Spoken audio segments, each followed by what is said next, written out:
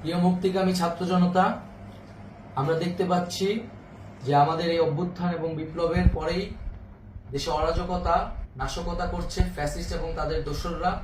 আমরা দেখতে পাচ্ছি যে বিভিন্ন জায়গায় এখন গোলাগুলি চলছে, মন্দিরে হামলা হচ্ছে এবং নাশকতা ও লুটপাট করছে। আমরা মনে করি আমাদের যে ছাত্র নাগরিকদের অভ্যুত্থান তাকে নস্যাৎ করার জন্যই পরিকল্পিতভাবে এই ধরনের ঘটনা হচ্ছে।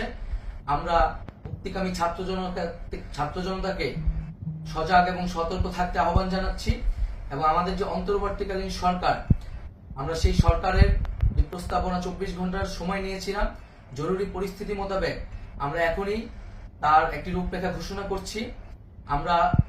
আমরা সিদ্ধান্ত নিয়েছি যে সর্বজন গ্রহণযোগ্য আন্তর্জাতিক খ্যাতিসম্পন্ন নোবেল পুরস্কার বিজয়ী ডক্টর মোহাম্মদ ইউনূসকে প্রধান উপদেষ্টা করে অন্তর্বর্তীকালীন সরকার গঠন করা হবে এবং ডক্টর মোহাম্মদ ইউনূসের সাথেও আমাদের কথা হয়েছে।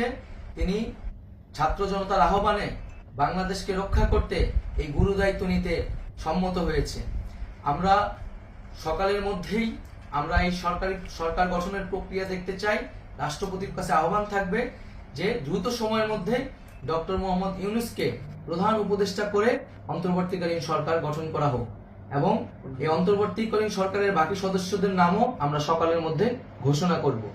প্রিয় বন্ধুগণ, দেশে যে অরাজকতা চলছে, মানুষের জীবনে নিরাপত্তাহীনতা চলছে, সেজন্য আমরা রাষ্ট্রপতির কাছে আহ্বান জানাচ্ছি দেশে আইন শৃঙ্খলা পরিবেশ ফিরিয়ে আনার জন্য দ্রুত সময়ের মধ্যে কার্যকর ব্যবস্থা নিতে হবে এবং আইন শৃঙ্খলা বাহিনীকে সহযোগিতা করার জন্য মুক্তিকামী ছাত্র জনতাও রাজপথে থাকবে এবং অন্তর্বর্তীকালীন সরকার গঠন না হওয়া পর্যন্ত মুক্তিকামী ছাত্র জনতাকে রাজপথে থেকে তাদের যে অভ্যুত্থান, সেই অভ্যুত্থানকে রক্ষা করতে হবে। প্রিয় বন্ধুগণ, আমরা রক্ত দিয়েছি, শহীদ হয়েছি। আমাদের যে প্রতিশ্রুতি একটি নতুন বাংলাদেশ গঠন করার জন্য, সেটিকে আমাদের অবশ্যই বাস্তবায়ন করতে হবে এবং অবশ্যই ছাত্র জনতার প্রস্তাবিত সরকার বাদে কোনো ধরনের সরকার কিন্তু মেনে নেওয়া হবে না। আমরা বলেছি কোনো ধরনের সেনা শাসিত সরকার অথবা সেনা সমর্থিত সরকার অথবা এই ফ্যাসিস্টদের দোসরদের কোনো বি টিম সরকার কিন্তু আমরা মেনে নিব না। কোনো গণবিরোধী সরকারকে মেনে নেওয়া হবে না।